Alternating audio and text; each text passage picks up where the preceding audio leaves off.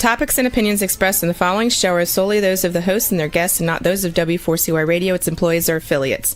We make no recommendations or endorsements for radio show programs, services, or products mentioned on air or on our web. No liability, explicit or implied, shall be extended to W4CY Radio or its employees or affiliates.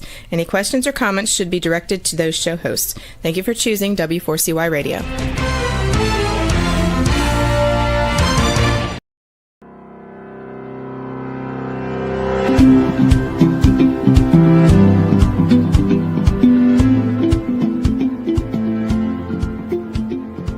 Sports for kids in America began with what we affectionately called Sandlot Ball, where kids organized their own games, made their own rules, and played until the sun went down. Then came along parents. I'm gonna get you tonight because you let me down, brother. No, I'm not. You did. I don't give what you do. You let me down. I don't care if you're gonna play 100%. I'll get you, buddy. Cry about that.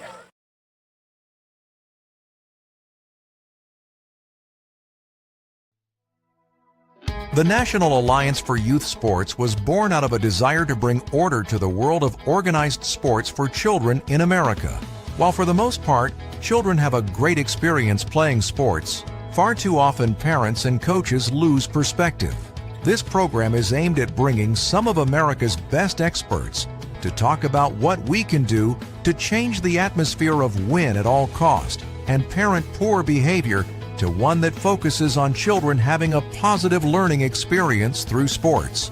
Here's our host, Fred Engh, the founder of the National Alliance for Youth Sports. Hey, good morning, and thanks for being here. I apologize for this vertical picture. I messed up because somebody told me that it would sound better if I did it on my cell phone, but I forgot to learn how to turn it sideways. But anyway, so this morning I got to thinking about, so many people say to me, how did the National Alliance for Youth Sports ever begin, and how did this thing get to where it is today? So a few years back, there was a hockey dad who killed another hockey dad, if you can believe that, at a practice. And all of a sudden, everything happened for our organization. We became the focal point for youth sports in America and what was wrong so many times. So I did a podcast and I thought, maybe this will spell it all out. So I'm going to play the podcast for you.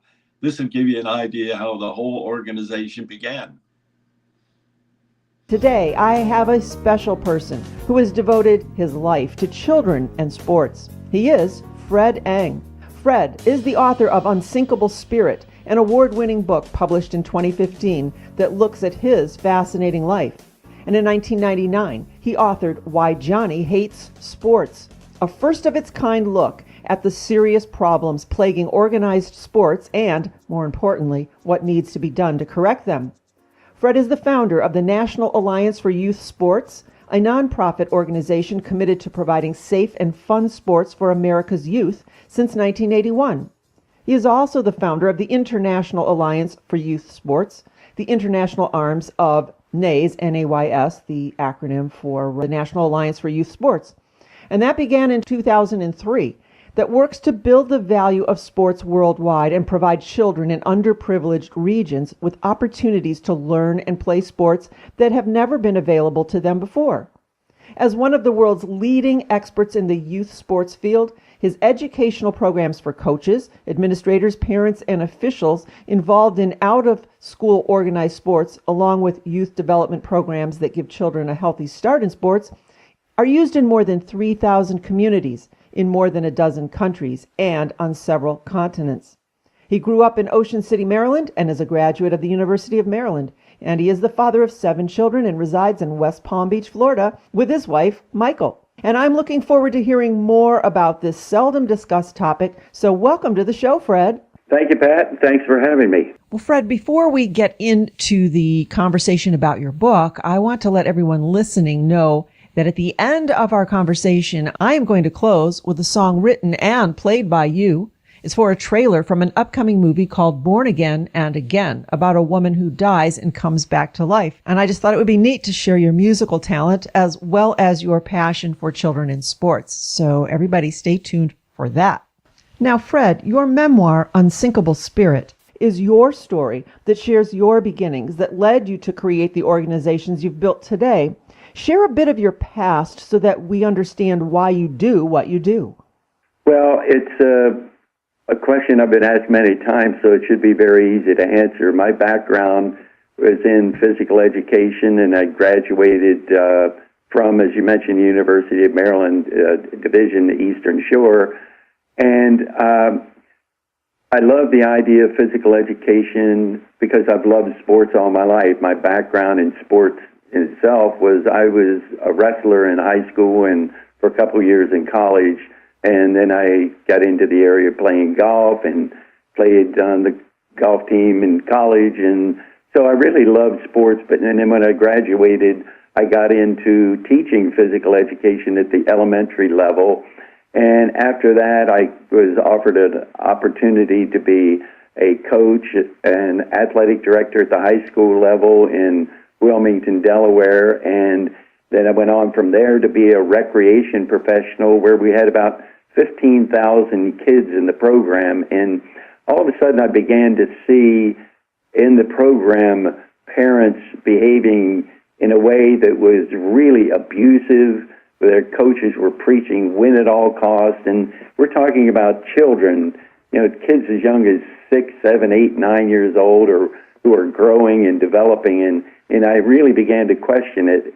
But then I saw it in my own family with my kids playing and different games I would go to, and I began to see that happening and said, who is doing anything about this?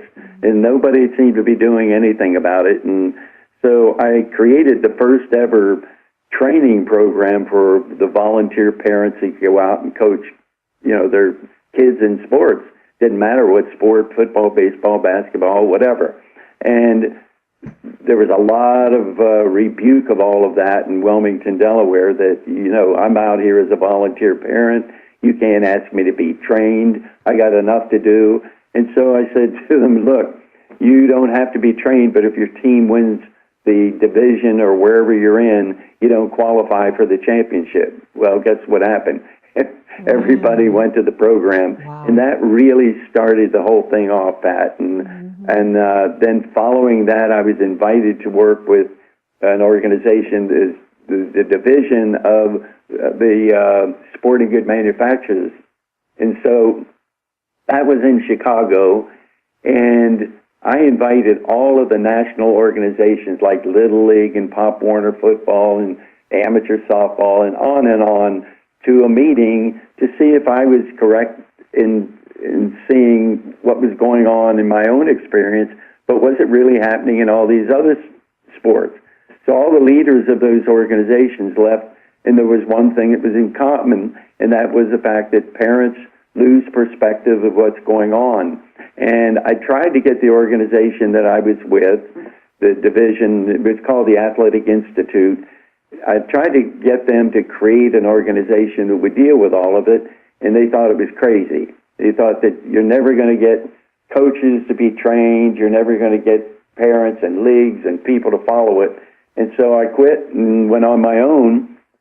And as I went on my own, it was pretty tough because at that time my wife and I had just had our 7th child, and there I was out there in no man's land because when I quit my job, I'm saying, uh-oh, what am I going to do now? And so, just by a stroke of luck, things happened, and too long to tell on this show, but what happened is it was the creation of, in the beginning, the organization was the National Youth Sport Coaches Association, and we trained coaches in recreation departments across the country, and things began to catch on, and with a snowball effect, and after a number of years, we ended up having about 3,000 chapters across the country, implementing our program for parents and coaches and administrators, and many of the communities across the country would make it a requirement that you couldn't lease those ball fields that we see out there. They're public fields that are owned by you and me, the taxpayers. And so the local recreation departments made it mandatory that they couldn't lease the facilities unless their coaches and parents were trained.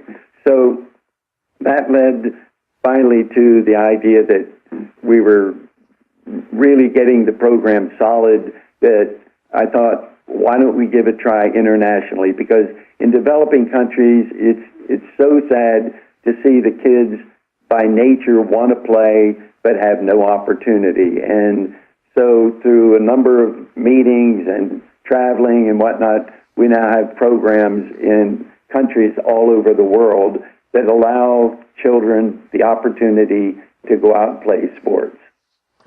Wow, what a beautiful story. And as you were saying that, I'm thinking we wouldn't allow our children to be in the care or in the hands of anybody, really, who has no training. You wouldn't send them anywhere, even like a day camp, unless somebody had some type of training. And yet, when it comes to sports, we do that very same thing. So I find that fascinating that these local facilities and ballparks made this mandatory training before they would allow them to use those fields. That's huge. Well, absolutely. And, you know, it's sad that we can't look across America and somebody to be able to say, just like you did, that, hey, this makes a lot of sense. Why would we allow people out there that don't have any training, don't have any understanding of what this is all about? And because what happens is that the typical parent, and there are some wonderful, great parents, I understand that, because I've had a lot of them coach my kids, but there's some very ugly people that are out there coaching because they have the wrong aspect of what this is about. They think this is professional sports.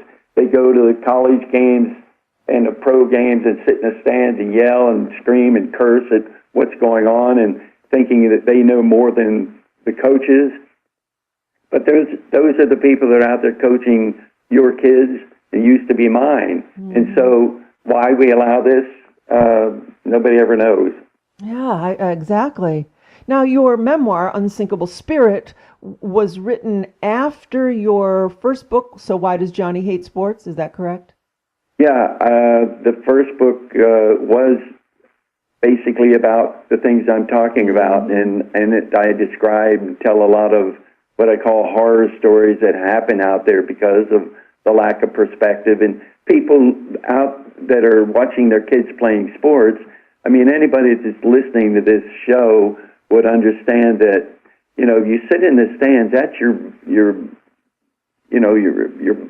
blood out there playing.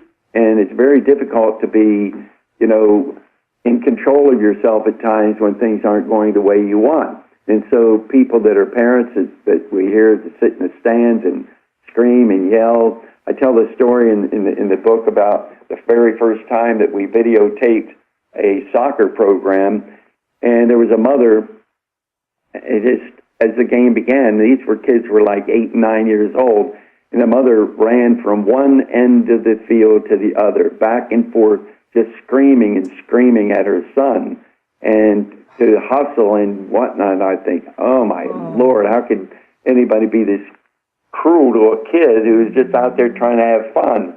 And then at the break, at the halftime, somebody came up to me because they knew that we were videotaping and said, "Did you see what happened on the other side of the field?" I said, "No."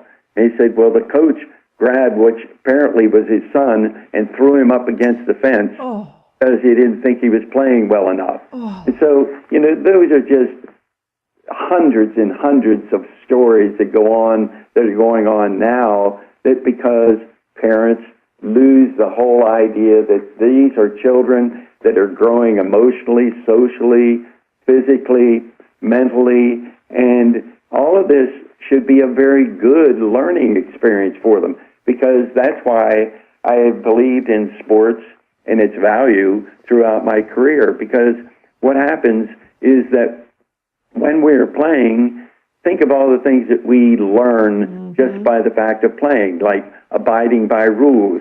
If you don't abide by rules, you get penalized. In life, if you don't abide by rules, you can end up in jail. In life, that if you don't really stick to what you're doing and persevere, then you give up and you lose and you end up the rest of your life saying, gee, I should have tried harder. So you could go on and on with sports and talk about all the values that they have, but we destroy that when the facts are clear that by the age of 13, almost 70% of the kids that ever started as young as 4 and 5 and whatnot, almost 70% are not out there playing anymore. And in surveys that were done, people ask, why is that? Well, the number one reason the kids said it ceased to be fun. Well, I guess it does cease to be fun, that if you're 9 years old and somebody tells you you're a stupid idiot because you dropped a pass or missed a basket in basketball. So that's the whole problem of it in sports for kids in America. And that's why I wrote that first book. Okay. Yes. As you're talking, I'm thinking exactly the same thing that you mentioned, that sports really is that perfect medium for so many life's lessons. And yet, if these children are bullied, and basically it's abusive, I mean, they're being abused on many occasions, how are they going to take those lessons that they learned in sports and now apply them to the rest of life? There's far and wide-reaching ramifications. Well, absolutely. And the thing is, as you mentioned with my other book with Unsinkable Spirit, I wanted to tell the story to people so that, because I've heard so many people that will say, how did you ever do this? You have a wife and 7 kids, you quit your job. It had to be horrible and whatnot, and trying to get off the ground and whatnot. And yeah, I still have nightmares today, knowing that at times thinking, how are we going to pay the rent? What happens if this doesn't work? And that can be very scary. And so many people get to that edge of wanting to do something with their life, and they back off because of fear. And I was 43 years old when I decided to do this, when I started the organization. And my wife and I had an office about the size of a closet in your house. And the only way that we're generating any income was that I put together a manual that would be sectioned on first aid and safety and coaching tips and et cetera for coaches. It's the only way that we're generating any income. Anyway, so I went to the bank because we were getting low in funds, and I had to borrow $5,000, and the president of the bank laughed at me. He said, I think you have the cart before the horse. And I said, why is that? He said, well, we're not going to pay your salary here. You have no collateral, nothing that shows you. So I got the message real quick. I went back to the office. There was a check that had come from the U.S. Army because we were overdrawn, I forgot to tell you, $440. My wife tells me on the phone as I'm in the office there. And there was a check there for $732. I ran and put it in the bank, borrowed $3,000 from my mother, who didn't have that money to give. I went to New York for a meeting because I had been with the sporting good manufacturers. I had arranged a meeting of 3 top presidents of 3 top sport organizations, and I walked out of there with $36,000. 2 weeks after almost the whole thing was over. That's a great story, isn't it? That's an awesome story. And I just think that's really inspiring. People get turned down and then they walk away and give up. So there are a lot of people out there that, are in their 40s. It's a time of their life that they, look back and say, am I doing what I really want to do? And so I tell the story in Unsinkable Spirit of how I overcame a lot of these fears and anguish and suffering, kind of in quotes there. But, it's a thing to inspire people to say, look, believe me, if I can do it, a lot of people and anybody can do it. And it's what I call three different things. It's vision, it's passion, and it's commitment. And I talk about that in the book, that no matter what, there are so many people that have things that they totally believe in. And I say, you have to have a vision before you can take that step. You have to know exactly where you're going, what you want to do, and you have to see that. You have to really see that and feel it inside deeply. And then the next thing is you have to be passionate about it. I mean, you have to think that nothing is going to stand in your way to ever make you stop doing this. And the last thing is, then you have to commit. You have to commit to work hard and stay at it. And for 90% of the people, there'll be a success. And that's what you see so many people in our society that are successful because of those things. And that's what I try to do in Unsinkable Spirit. Oh, I love that. That if no one takes anything else from what you had to say today, that's perfect. Vision, passion, and commitment. And you've done that, and you're a fine example of that. Why did you call it Unsinkable Spirit? Well, that's a good question, because the first book that I did with the publisher, they came back and told me what the title would be. And why Johnny Hates Sports. And I remember my wife saying, I don't like that title. It's so negative and whatnot. And so I said, with this book, I'm just going to go and let certain people that I know read it and come back and give me the different ideas of, what it could be. And somebody came back with Unsinkable Spirit, and I said, well, that's a little bit egotistical sounding. And the person said, no, that's not what it's about. It's about telling people that you have to have this unsinkable spirit to really survive. And it's not really about you, it's about them and what they need, to see from this book. I thought it was a perfect title. When we talk about organized sports when it comes to youth programs, and so why does Johnny hate sports? We mentioned some of it. It's parents, it's coaches. What do you see as the main factor that really contributes to the fact that Johnny might hate sports? Well, again, as I say, the title is kind of misleading because not all kids hate sports. No. But to answer your question is the ones that do hate sports, and there are many of them because that number, 70%, verifies that they quit, is a few things. One, nobody ever asked the kids if they wanted to be competitive in sport. Mm-hmm. All kids by nature want to play. And so when Billy or Mary sign up to play sports, it's not them signing up when they're 6 years old, it's their parents signing them up. And I say to parents that, look, you ever sit down and ask your kids what they want to do before you just sign them up to play Little League, whatever? And most parents will say, no, not really. I said, well, think of it. What if you put a list together and you said, I'm going to give you, Billy and Mary, these things, art, drama, music, sports, and let them decide which one really excites them. And they look and say, well, yeah, but I want my kid playing baseball or football or whatever. And so therein begins the problem of why Johnny hates sports. Because we did a study in Northern Kentucky University several years ago, tested kids on their skills. And would you believe this?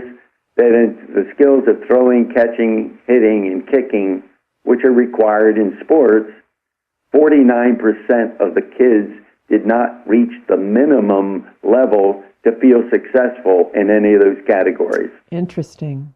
So it's like I've always described taking a kid that's in the first grade and putting War and Peace in front of them and saying, here, now start reading. Exactly. What would happen to the kid?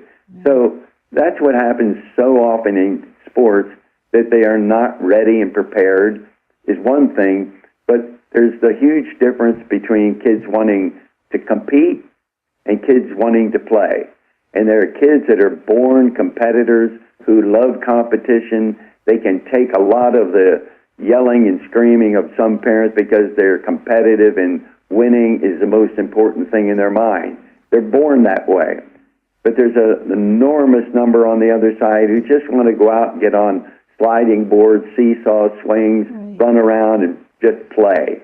And there's a vast difference between the two. And when you thrust the kids that just want to play into something that is very competitive, then you got big problems, and you got kids saying, I hate sports. Mm-hmm.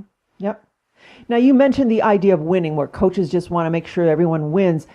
Here's a question. Should it be that the best team or the best person wins, or is everyone a winner because they showed up? Well, that's a good debatable question out there. That it depends on the age, Pat. What happens is kids below the age of 10, sports is a social experience. It's not a sports experience. But there are some kids below the age of 10 that are competitive, as I say. But for the most, kids below the age of 10 just want to go out and play. So winning doesn't mean that much to them. And losing doesn't mean. What means something to them is that after the game they can go get some pizza or ice cream or whatever, and that's why they're there, because they're going to get something to eat after the game. So winning is, and I get so many people that think that I am against the idea of competition and winning, and nothing could be further from the truth, because I'm a very, very competitive person. But winning at all costs is what it's bad. That's the bad thing about sports for kids, because now you have coaches, and what happens there is you put up standings, scoreboards, championships, all-star teams. All those things are based on one thing, and that is winning. And you have coaches. Can you imagine you go out and coach a team, and you're out there an average of 80 hours a season, and your team is 0-22?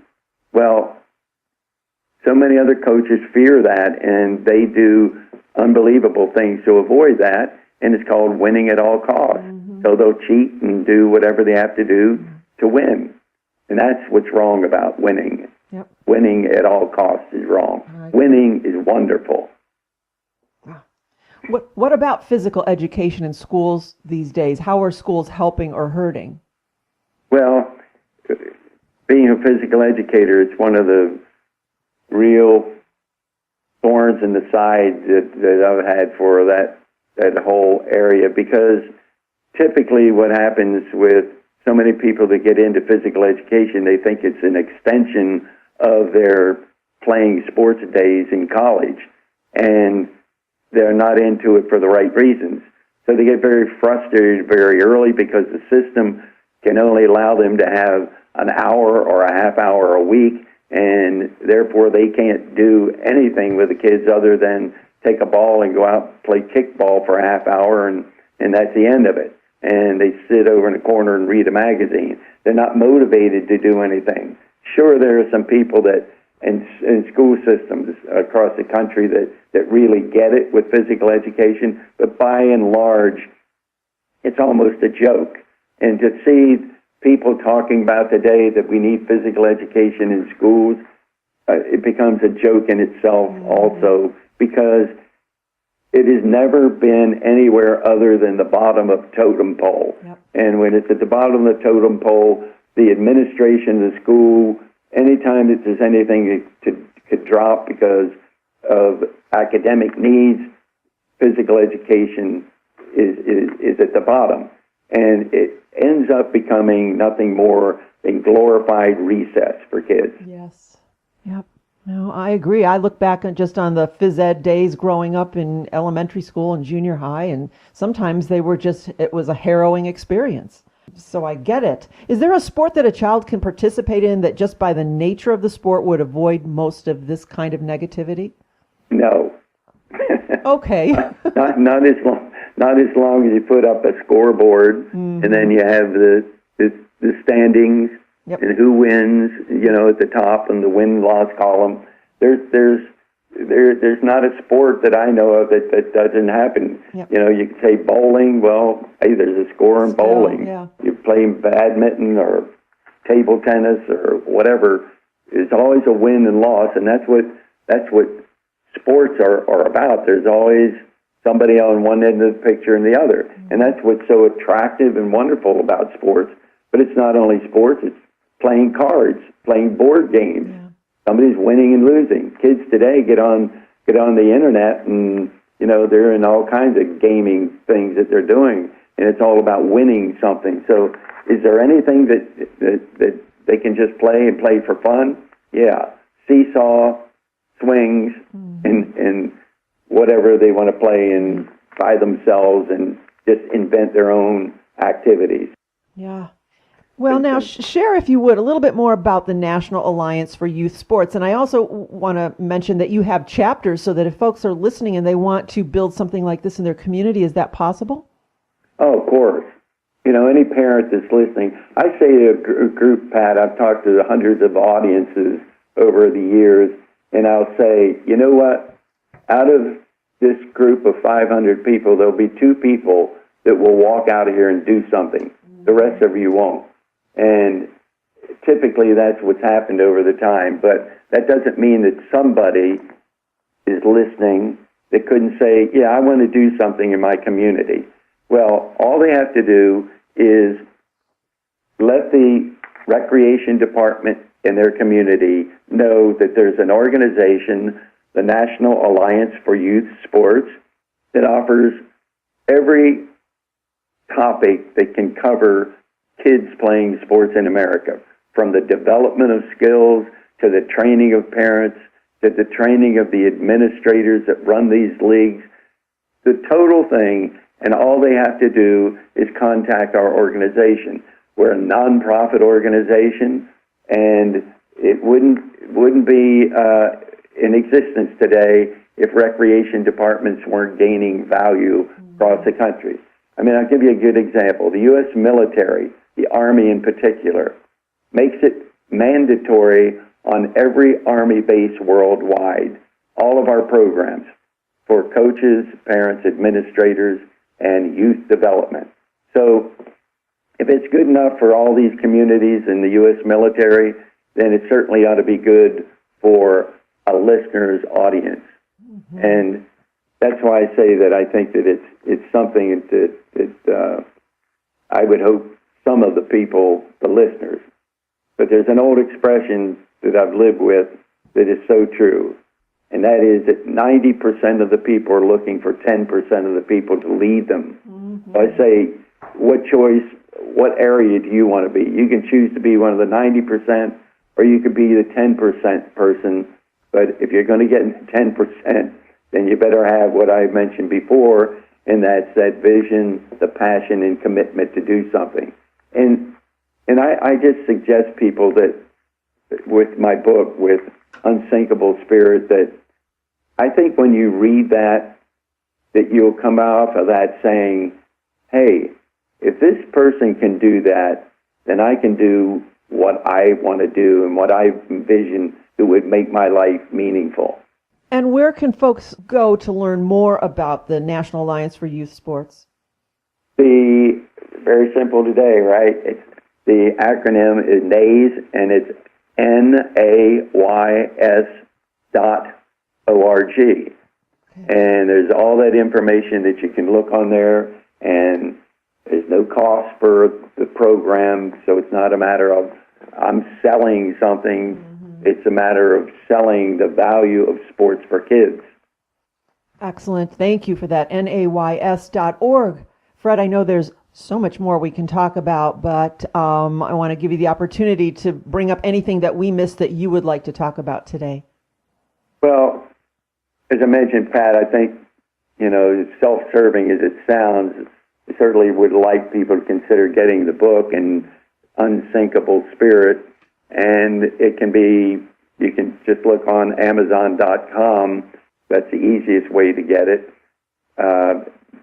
Anything else that I could talk about, I could talk for probably another hour and a half. I know. And I could tell stories that people would say, you got to be kidding me, that's not really what happened in kids in sports. And I get asked so many times of why do I still have all this fire in me to keep doing this, and it's because I see the value that we're losing. Well, children are our future, and we need to take care of them. So I understand why you still have this fire, as all of us should. And so I'm going to encourage everyone listening to visit your website, nays.org, to get a copy of your book, Unsinkable Spirit, and to be inspired by you and for what you've done in your life, and to become that 10%, not the 90%, the 10%, and to realize what their vision is, their passion, and their commitment. And Fred, you are a fine example of all of that. Thank you for taking the time to share just a little bit about what you're doing today. Hopefully folks will head over to nays.org and learn more and get a copy of your book. Thank you so much for taking the time today. Well, thanks a lot for having me, Pat.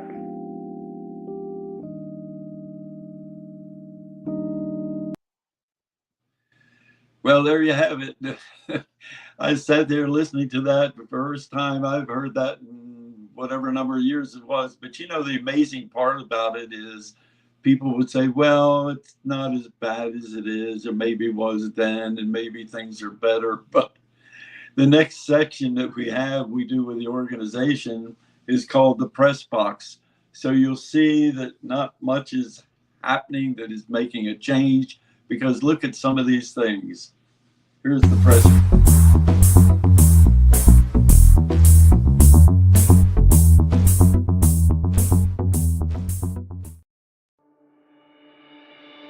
Fred Engh's Billy Jones's Father is more than just a story about a boy and his father. It's an eye-opening journey into the emotional struggles faced by children in the world of competitive sports. As you turn the pages, you'll see how unrealistic expectations and unchecked ambitions can shape, mold, and sometimes break a child's spirit.